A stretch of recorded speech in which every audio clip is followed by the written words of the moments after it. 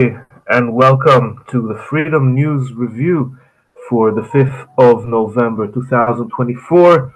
Tonight, of course, the night of the US elections, Donald Trump and Kamala Harris fighting over the management of American capitalism for the next 4 years. And we will be anticipating that as well as looking at some of the items on the Freedom News website this week and the main stories of the last days, including the flooding in Valencia, the election of Badenoch to the leadership of the Conservative Party, and the recent fascist and anti-fascist demonstrations in London. Joining me tonight are Simon from Freedom Press, Sam, our UK editor. Welcome to you both. Let's move for the first item, I guess, to the American elections, which are taking place today. Of course, there has been wide coverage of that in all of the media outlets, both in the US and internationally. And, for us as anarchists, it's always sort of a touchy spectacle, if you will, where on the one hand, there is that kind of swing choice between bad and worse. On the other hand, the sense that, the Democratic Party has been this graveyard of social movements which never fails to disappoint. And then there is, of course, this looming question of what either kind of result will mean for the UK as a country, for anarchists in this country, for the Middle East, and worldwide.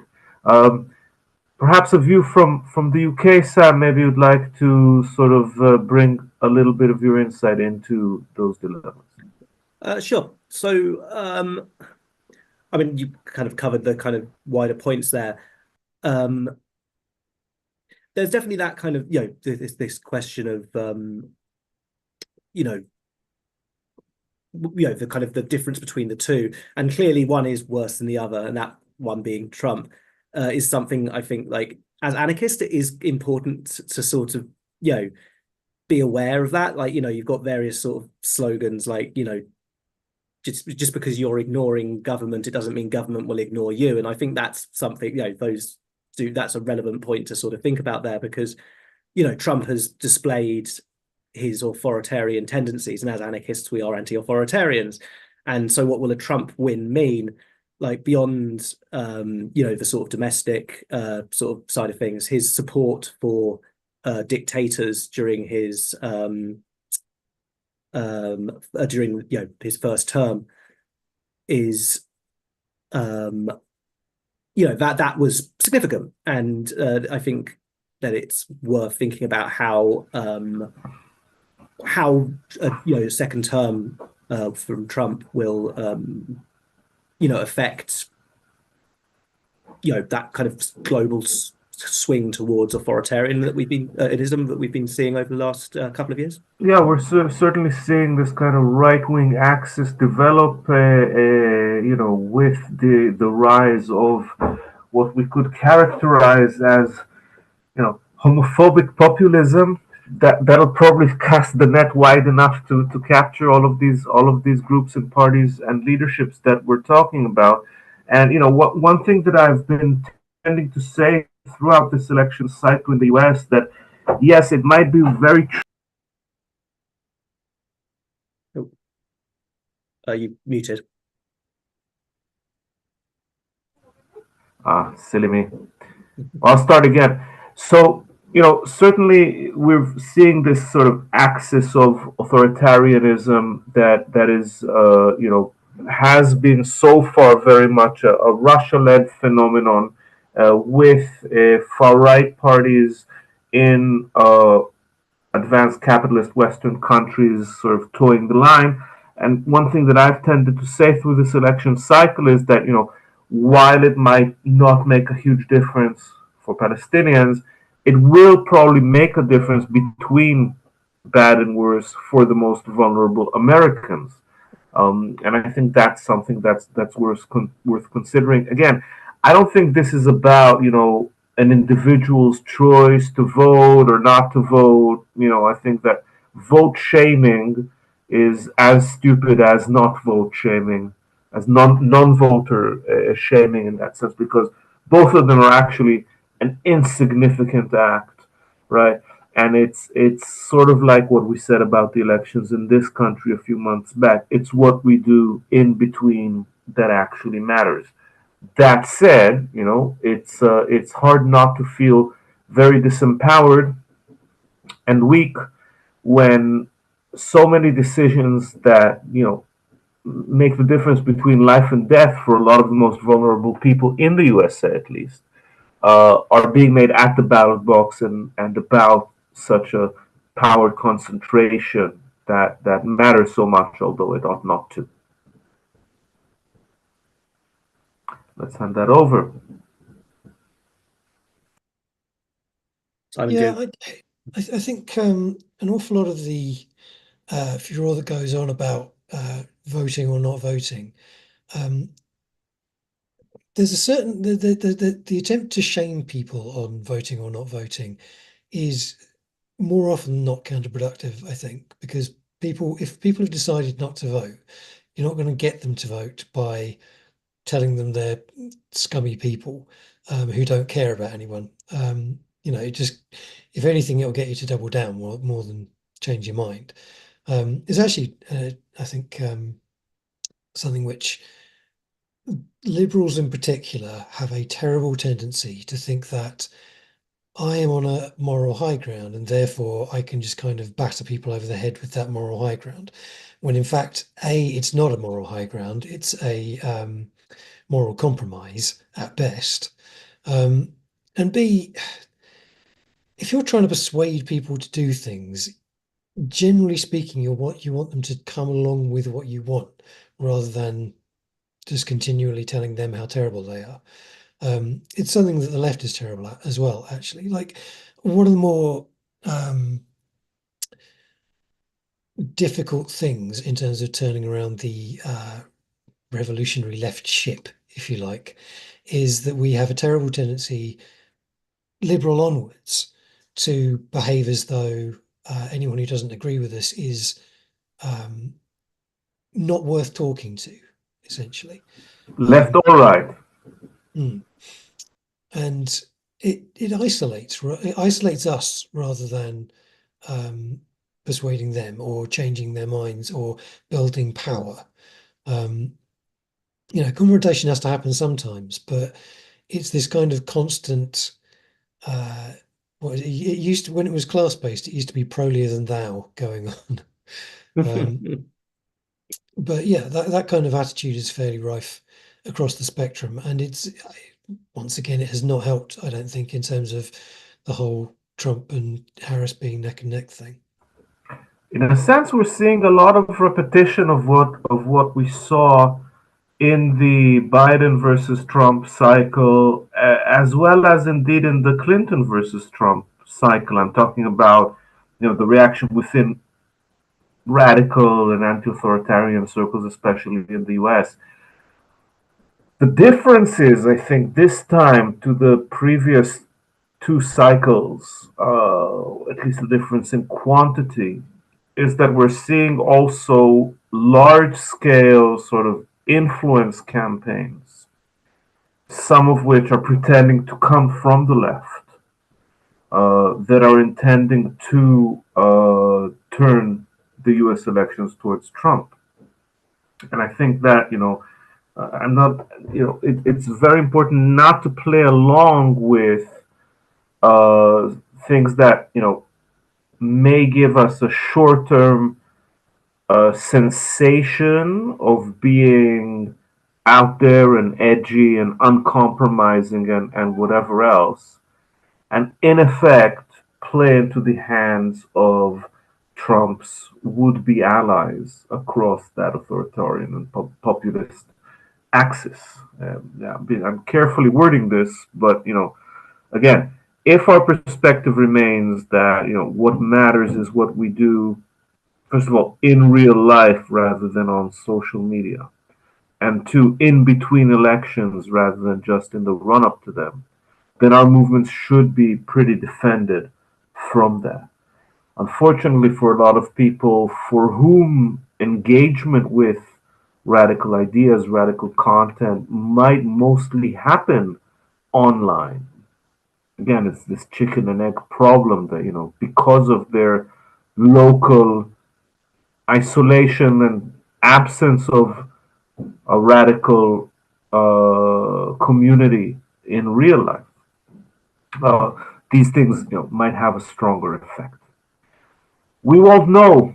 I think one thing that is clear about this election is that unless there is an outright win for the Republicans, it will be a contested election, and the Republicans will fight tooth and nail until the last minute, basically as they have done already in the 2000 elections, which, as you remember, was won for Bush by the Supreme Court in Florida after voting suppression intervention by the Secretary of State of Florida State. Um, the Democrats will concede to Trump, but Trump will not concede to the Democrats. So this might actually end up being the opening shot in an American Civil War, a Cold War version of which has in effect been brewing in the United States for the past 4 years at the very least. I mean, yeah, I think civil war as a term tends to be I think it's quite a dramatic term for which tends to imply, army involvement, serious military maneuvering, and all this kind of stuff. I don't think the US is at that stage yet. I wouldn't be surprised if, in the event of a Trump loss, there would be considerable rioting, and possibly armed rioting. But I haven't had the impression that the army is particularly in favor of Trump. Yeah, we're certainly not talking about anything that looks like the Great American Civil War of the 1860s, but a civil war that will exactly take the shape of militia attacks on minorities, on vulnerable groups, right? That kind of much more dispersed network that yeah, on in this kind of 21st century model. But again, something that we've seen it sort of pop up once in a while with these supposedly lone wolf, but often turns out a bit later that the person consumed far right ideological material and so on. That is kind of the model that we may indeed have to be concerned about in the immediate future. Yeah, I mean, I think that's a possibility for sure. Like there is that. I mean, as you said, like we've already sort of seen the kind of the beginnings of that sort of movement. So I agree that we wouldn't, if this could be another one of those moments which potentially could spark a kind of an escalation. But when we say escalation, we've got to be careful about not to be too sort of extreme in what we mean by an escalation. Like the militia movement in the States is kind of quite strong. We have seen these these mobilizing kind of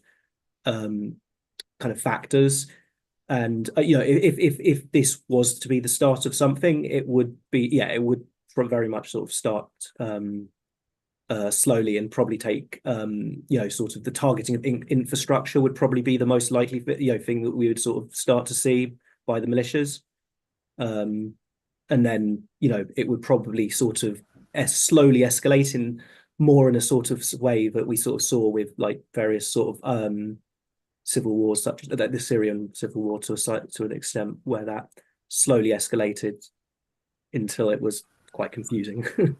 Well, we're going to have to wait and see. Of course, we're going to try and bring you an anarchist perspective on the results of the U.S. election both as they remain unclear and as they become clearer later on, as well as a view from the UK.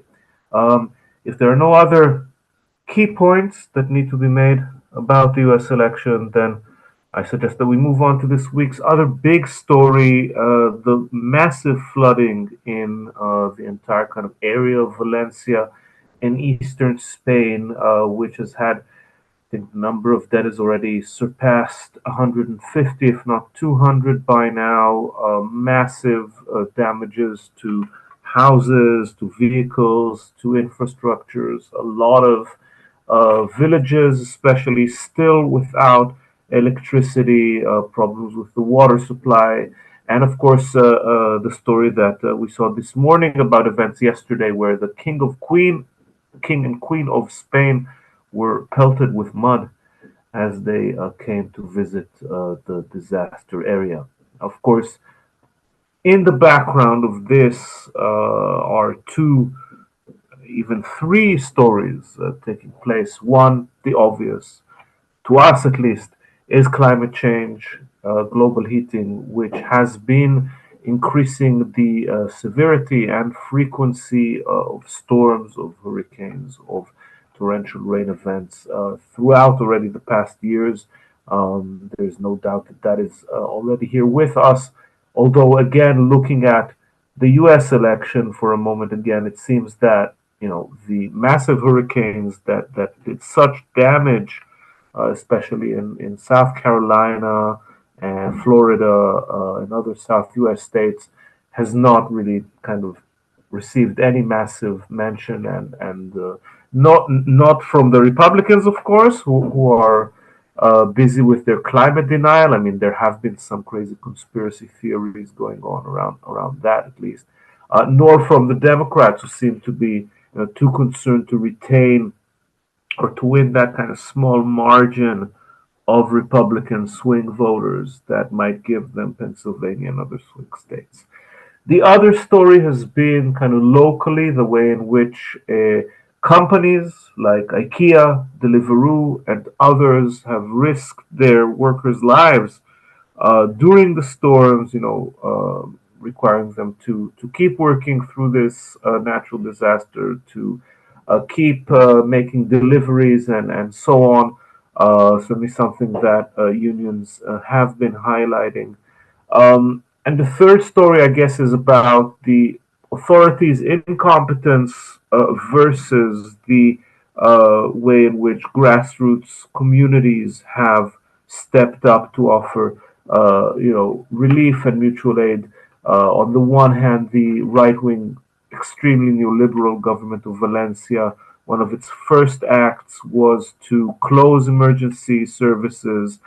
There has been across Spain a series of struggles by firefighters, ambulance drivers, and others, also in the context of the summer fires that have been devastating parts of Spain as well as Portugal and other countries. Again, a consequence of climate change, and kind of local, localized negligence of the early warning system and other systems that should have worked but didn't. Where often kind of we've seen this before, where politicians sort of try to keep an industrial peace, keep a sense that everything is okay in order not to harm commerce and just everyday routine, and this ends up with being unprepared for a disaster that then hits all the more severely.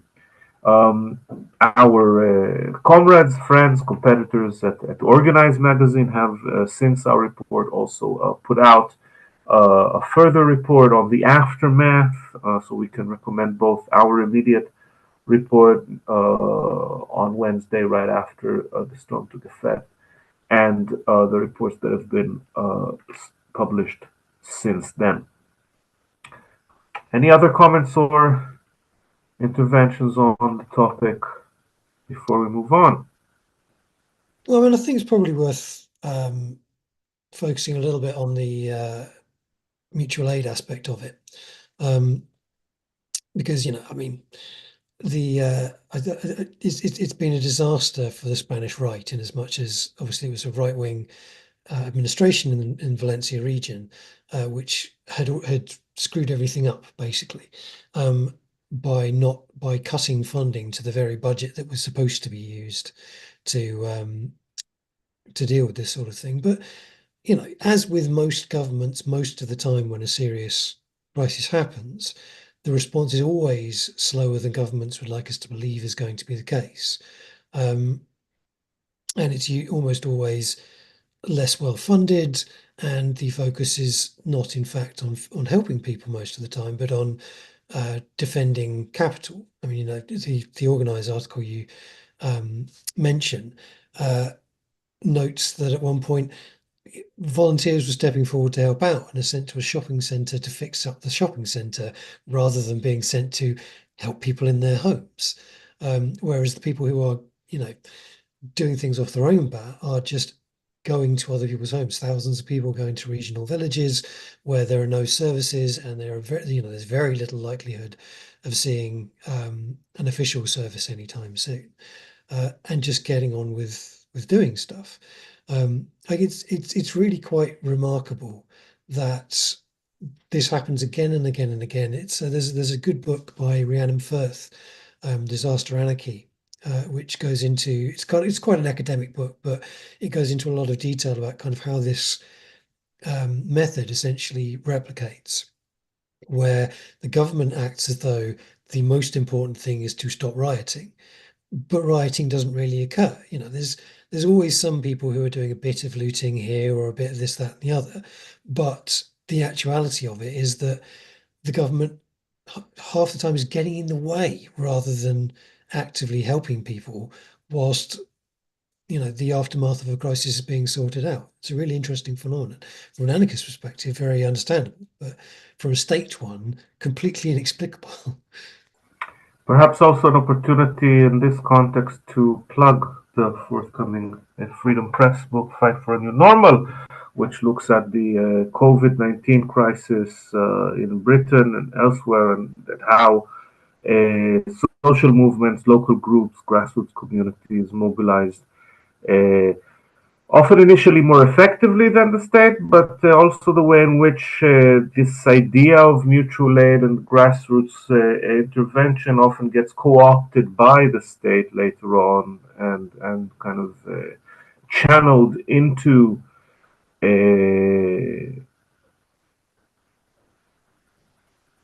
even gestures of nationalist loyalty, dampened as they are in the British context, but nevertheless. I mean, drawing those two things together, there is definitely kind of echoes of the before, the couple of years before the pandemic, the Tories sort of defunding the pandemic response stuff over here. And it's always the same story over and over again, and it's I mean, this is the typical response of the kind of capitalist, the right wing kind of capitalists, deregulate. It's it's just it's anything that's in place in government that is actually kind of reasonable, which could actually help people, they they get rid of, they defund and make it completely useless, which I think it just kind of really emphasizes the kind of anti-human nature of those things. And as you say, it's validating for us as anarchists, to sort of see people stepping in and stepping up. All right, well, let's close in now into local news and talk about what's been going on, or the little that has been going on in the UK this last week. And one piece of news which has probably, not without reason, gone under the radar, intentionally or not, of the mainstream media is Barclays Bank's final announcement that it has completely divested of Elbit Systems, Israel's most prolific arms company, of course, involved in exports through its UK subsidiaries of military technology and parts that are both part of the assault by the Israeli military on Gaza over the last year, and involved in other war campaigns around the world. And this was, I think a real validation of the way in which nonviolent action and even symbolic nonviolent action can nevertheless have a significant impact. And we're talking about paint attacks on Barclays banks. I mean, that's all people actually did, and in a time where we're looking at, hundreds dead every day in violent conflicts all over the world. I think this is to be absolutely commended, that with such nonviolent means, such as the mere defacing of structures, albeit done in a coordinated way across several sites at once, Palestine Action activists have managed to exert effective pressure on this bank in order to divest itself of at least one of the most despicable industries that it invests in. We should also mention that the actions against Barclays were undertaken in cooperation, at least in one of those cycles, with climate change activists who are also protesting Barclays' investment in fossil fuels. So it is rare that actions against corporations are themselves given any platform in the media, and even more rare when the victories achieved by those actions are reported. But nevertheless, readers of Freedom who have followed our consistent reporting on Palestine Action, campaigning both against Barclays, against Elbit itself, against arms company Leonardo, which is an Italian company, and other war profiteers, will be aware of the fact that direct action gets the goods, even if it is really the most innocuous, symbolic, non-violent, reversible form of action that actually just makes a bit of money for insurance companies and cleaning companies and window companies. Well, I don't think it's. I think it's possible to sell these things short, in as much as, like financially, the insurance companies will have to pay initially, but then the insurance premiums go up, and they can get quite onerous. Or sometimes you don't even get insurance. I mean, Freedom, when it was when the arson attack happened in 2013, we looked high and low and couldn't find anybody to give us, full coverage, because they were just aware that it was just going to keep happening, or could keep happening. I mean, it didn't, but could have done. And with Elbit, it definitely was going to keep happening because it's been happening for years now.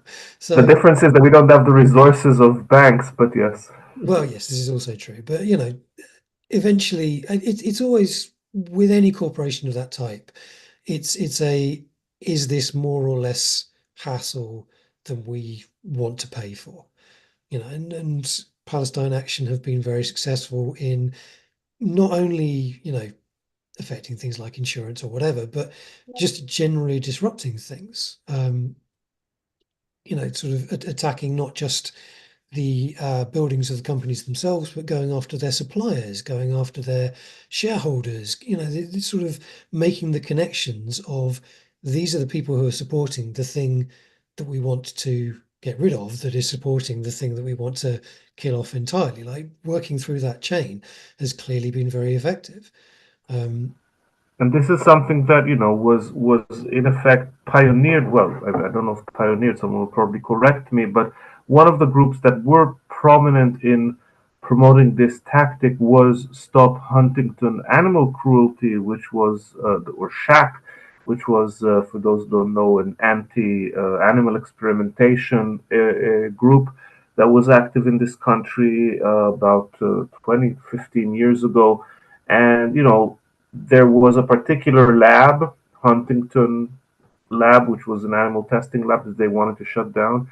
And they very, again, non-violently targeted, for example, their cleaners company, their insurers. And this is on the level of having, grannies just call them throughout the entire day, and just flood their lines with questions about why are you supporting this animal cruelty company, and that was a very effective technique, which again, despite its being a non-violent and in some ways arguably legal means of pressure, was still met with massive clampdown. And I think that what we have seen in the last month with the British state prepared to do sort of weather vane test even terrorism suspicions against Palestine Action arrestees, again for actions that at worst may have caused damage to property, but did not hurt anyone, shows in effect that this is an effective tactic. This kind of targeting of subsidiaries of infrastructures is an effective non-violent tactic that there is. It's not without reason that radical campaigners are choosing to use. I mean, bottom line, Palestine Action have shut down more of the support network for Israeli arms dealing than most of the marches that have taken place and the election and a whole set of Labour MPs. It's like a bare handful of people have managed to achieve this. Yeah, and I think part of the background to this really is that British companies' involvement with Israeli arms companies is quite minimal. It's not a large part of the UK's own massive arms export industry, right? Which probably deserves attention regardless. And it is, I guess, much more about the American stream of supplies. Nevertheless, I think that the focus here has been commendable, and it is a point of showing that there is a way to directly campaign in targeting the root causes, the root actors who profit from weapons in war, and that can bring results that, as you said, Simon, are well beyond what protest marches and pressure through accepted political channels can achieve. Going on to another item of domestic politics, I guess it was a question of time, but we have seen indeed the Tory party elect the most extreme talking, hate spouting, batshit right wing leader that it could have done among those who had been elected. Someone said that perhaps they would have preferred James Cleverly as the more kind of sane appearing option. At the end of the day, however, it went to Kemi Badenoch. And I think that our op-ed by Daniel Adeliran that we published yesterday was indeed kind of a very brave calling out of the Tory party's sort of distorted reverse identity politics. It seems to be that the Tories are sort of doing the reverse of identity politics the way that they imagine people on the left do it, in a kind of very distorted sort of imagination, the sense that they might actually think that having a female and black leader will let them get away with the vilest political messaging.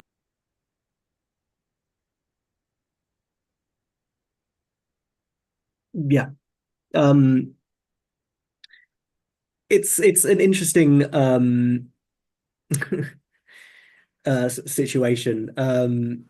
I mean, I want to point out that having three light-skinned men talking about this might yeah, that's again what I'm very make that even seem more extreme. But I guess that's the point, right? That the championing of identity over substance of politics is what is expected to have this kind of chilling effect, this kind of silencing effect on the left, where we're supposed to feel like we're not allowed to criticize xenophobic or misogynistic politics if they're coming from a party headed by a female person of color.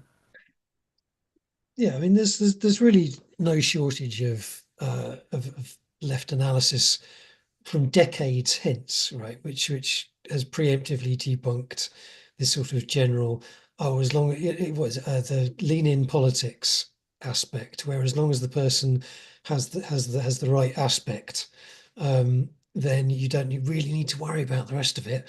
I mean, I sort of, I was thinking about Sheila Rowbotham and Bell Hooks and all that, and just been saying, well, obviously this is not going to fix any of the issues that that people face. If you simply put someone in who appeals to exactly the same structures that have always existed, and just carries them on, and then just uses their personal background as kind of flack, essentially. Yeah, I guess this is an opportunity to just quote from Daniel's article. Badenoch exemplifies the decades-long tradition in the UK of pulling up the ladder practiced by class-ascendant immigrants on the right of the political spectrum. We will never know whether she believes everything she says or whether it's just a cold calculation to appeal to the most rabid right-wingers in the populace. But we have seen the like time and again, from Priti Patel and Suella Braverman all the way to the doors of Number 10 with Rishi Sunak. We have seen migrants and their descendants prostitute their position as brown and black people for the sake of a morsel of political power and entrenching themselves in the ruling class. Badenoch has now reached this pinnacle herself and does not give a damn if the people at her level do not look like her. She is interested only in herself and seems confident that she will not reap the whirlwind that her cultural posturing has sown. I guess the best we can hope for is that this whirlwind is not going to be as extreme as it would have been had the Tories remained in power. Nevertheless, it's very clear that the right wing in this country is aligning itself with the far right. That the Tory party is now essentially a far right party in the same way that the Republicans in the US have become one, and that the political landscape at this moment, the electoral political landscape, which in first past the post systems determines so much, is dominated by the neoliberal Labour Party on the one hand and the far right Conservative Party on the other hand, which are mostly concerned about reform. And so this is again this kind of rightward movement of the Overton window that we have become used to, for years now. Whether there is going to be any way out of this with a democratic victory in the United States is doubtful. There certainly won't be with a Republican victory.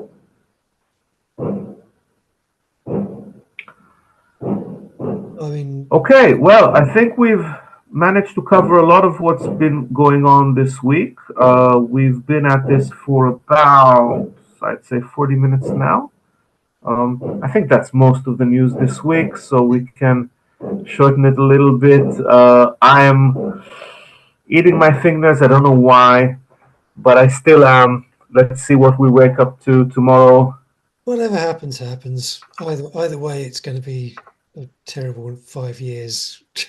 of having to fight every step of the way. So Well, I think that as anarchists, we've become accustomed to things becoming gradually worse, and then suddenly a lot worse, and then yeah, suddenly not as worse, but soon worse again. So, does take the edge off the panic when you've never had a government that you agree with in the first place. okay, everybody. So, thank you very much to Simon from Freedom Press, to Sam, our UK editor. I'm Freedom editor Uri Gordon, thanking you, our participants and listeners, for joining us tonight. And we hope that you will keep checking out freedomnews.org.uk, checking out our YouTube channel. We're also on Instagram, on Facebook, on Telegram, on Mastodon, on Blue Sky, on anywhere you want, at the bottom of the ocean, on the moon, in the neighbor's shed. Freedom, we are everywhere.